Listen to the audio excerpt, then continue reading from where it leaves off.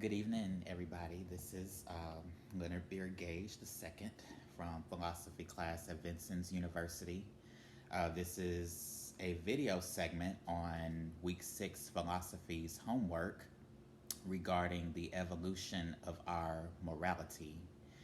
And first, before I even go into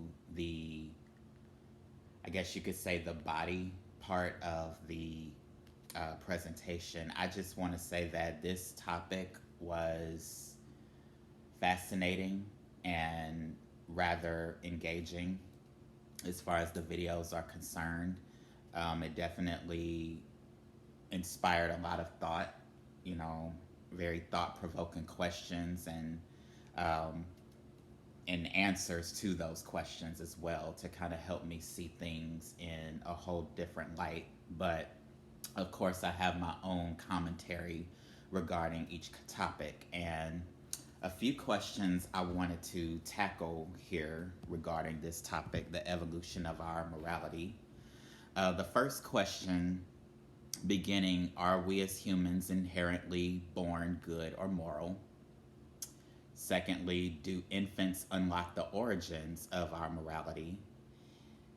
Thirdly, are animals like humans morally inclined? And lastly, what commonalities do animals and morality share? And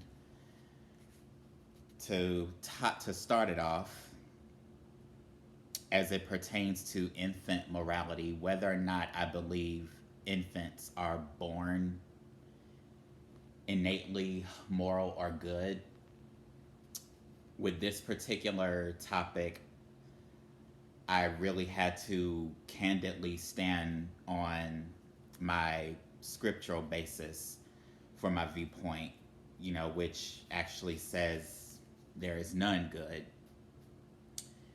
There is none good, as stated in Psalms 53, verse 1, particularly um, denoting David's foolishness in the David in that psalm denotes foolishness in the denial of God's existence. So, one denying that there is a God is simply foolishness, as it states in that psalm. And it reads, the fool says in his heart, there is no God, and there is none good, not even one. And I went a bit rear in the Bible verses to Psalms 51, verse 5, and this scripture really spoke profoundly to this topic, in my opinion. Behold, I was shapen in iniquity, and in sin did my mother conceive me. So, in this particular passage, which is sort of the guiding principle I stand by as far as my viewpoint on whether or not infants are born moral or good by um, innate nature, I would have to say no, I do not believe that. However, I do realize that they are imparted. I do believe that they are imparted with a sense of right and wrong. However, I don't believe it's perfected automatically upon birth. You see what I mean? Upon birth, just moral. No, I do believe that over time morality is cultivated and nurtured. And in my paper I talk about how flowers need the nourishment of sunlight and water. And I describe that as sort of the photosynthetic structure of our morality. So, from the time a baby is born until it grows old, there's a series of life events, experiences, parental teachings, divine teachings, uh, as it relates to spirituality, principles in the spiritual sense that guide one's practical living. Those over time begin to fashion what you would call a moral human being. So while I don't believe that infants are born innately moral in that aspect, as in automatically, I do believe that there's an impartation in them. I don't believe that they are absent a moral conscience. I just believe that over time, they that is cultivated, but you start them off early. I once heard it said it all starts at home. So an infant being trained up, and there's even a scriptural passage in the Bible which states, train up a child in the way he should go, and when he gets old he won't depart from it. So when you train them young, when you show them, little by little, how to be a morally decent human being, you show them right from wrong, and you give them, little by little lessons. And as they grow older, by the age of 8, the video mentioned the fair option as it regards to their selection process and how they interact with human beings, treating one differently or harshly that's different from you, as opposed to, the nicer treatment towards those that are similar to them. And at the age of 8, to my hopeful delight, it was said that they then developed this sense of fairness, which, as I interpret it, a fair sense of right and wrong. What's fair? What's the fair thing to do? Why are we treating this person differently than that person because of a difference? And in my paper, or I believe it was in my outline, I used a hypothetical name. Why are we going to exclude Jasmine from playing with us because she chooses to wear a long dress as opposed to pants or a skirt well above her knees like the other girls? The only differing factor between Jasmine and the other girls is she's just dressed more modestly, but that should not disentitle her to be included in playful activity with the other girls her age, just because of her attire, just because her apparel differs from that of those her age.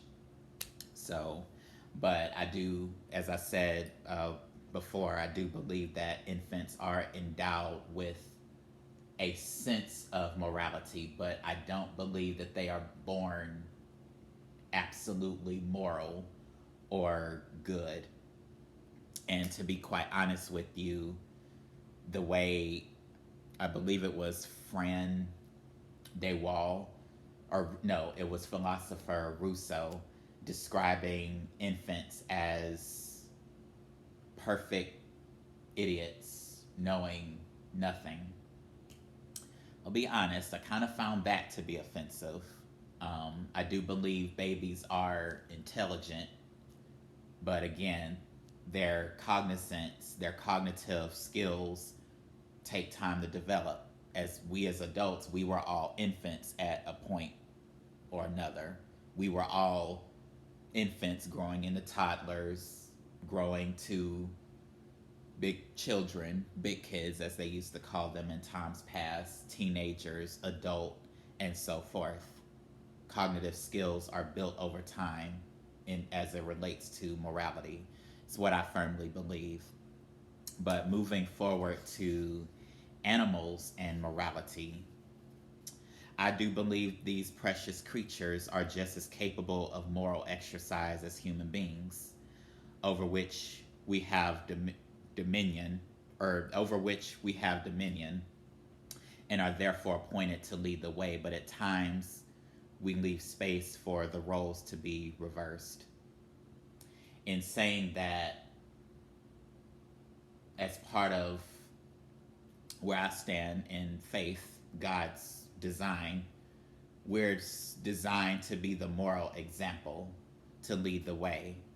As far as, human beings are concerned, adults are designed to, when adults become adults, Once you're at that stage of accountability for what's right and what's wrong, you are divinely instructed to teach your child the right way, the moral way, and as it pertains to the precepts in the Bible, train up a child in the way he should go, and when he gets old, he won't depart from it. But in saying that, I do believe animals are just as capable of as humans are as far as exercising morality. And what I said in the first statement was simply, while we ought to lead the way, you know, animals, monkey see, monkey do, while we ought to lead the way, many times the roles are reversed. Animals sometimes teach us through their behaviors how we ought to conduct ourselves morally. A parent's moral obligation to protect their child, right? The mother animal protecting her cubs, a common saying that I hear. Animals being that instructive method in how we ought to care for our children as parents, doing everything we can to protect them. It should almost be a primal instinct, a moral obligation to protect your children from harm and danger and not neglect them, to any and everything around. So, in that regard, I do believe that animals are capable of moral exercise as human beings. And compassion and empathy, as well as reciprocity and fairness, beautifully demonstrated in the film as it pertains to animals sharing their food items with their less fortunate kind. That was quite a touching segment within those videos, watching the animals who were outside of the cages share their food with those that were inside. I thought that was a pretty touching moment because it just, to me, it speaks volumes to what we ought to do as human beings. We ought to share with those who are less fortunate than we are. We ought to foster our relationships on empathy and caring and compassion, concern. So, and I also noted how I believe that animals are as capable of moral practice as human beings as it relates to the arts. How animals are portrayed in the arts, be it poetry, painting, film, anything, theater, any art form, metaphorically used to describe the actions of humans as they equate to those of animals. Now, unfortunately, our professor here, Mr. Wall, described humans as being like that of wolves. And to a degree, I can concur with that, observing the world realistically. But on the other side of the spectrum, I do believe that human beings are more empathetic than, what they are given credit for. Every now and then, or a good portion of time, I see the altruistic efforts of human beings towards one another. And even in a practical example, earlier today, I actually, it really concerned me whether or not this elderly lady was going to be able to successfully walk up the stairs. And I had an errand to run. However, I paused for a moment, while she was walking up the stairs just to make sure that she got up there safely. Even though I'm not related to her by any means, she's not a family member or anything of that nature, but just concerned for a fellow human being, making sure she gets up the stairs without any injuries or anything severe. within that regard. But yes, that's just a demonstration, compassion and empathy. Empathy in particular being a quality that I hold near and dear. And I talk about that in the paper. Empathy being the ability to share another's feelings and understand, with maybe without direct experience, but you're able to put yourself in that person's shoes and you're able to feel their pain and their suffering as if it were your own. That's how I describe empathy. I often find that when I'm empathizing with someone, whenever they are in an agonizing situation of any sort, I find myself taking their hand. I tell them to grasp my hand so that they don't feel alone in dealing with their issue. That they know someone cares. There's someone concerned for their well being, mentally, emotionally, spiritually, what have you. It's a very deep aspect of social interaction, being able to empathize with your fellow human being and understand their pain. Now, I believe animals, like humans, some are endowed with a greater depth of it than others. For me personally, I oftentimes feel sort of an essence that I can't quite explain when I'm empathizing with someone. But I can say that it is honest. It's a desire to help. It's a desire to help them exit that painful state as if I were the one enduring the troubling time. And so, with that being said, in conclusion, I do believe that animals are moral. Maybe not, they may not have their moral fiber may not be as rich as that of the human being who is appointed to lead the way. However, their moral capacity is present within them. So, and I'll end with a poem written by an anonymous poet, a poetic excerpt written by an anonymous poet titled A Faithful Companion, as he refers to a dog being a man's best friend.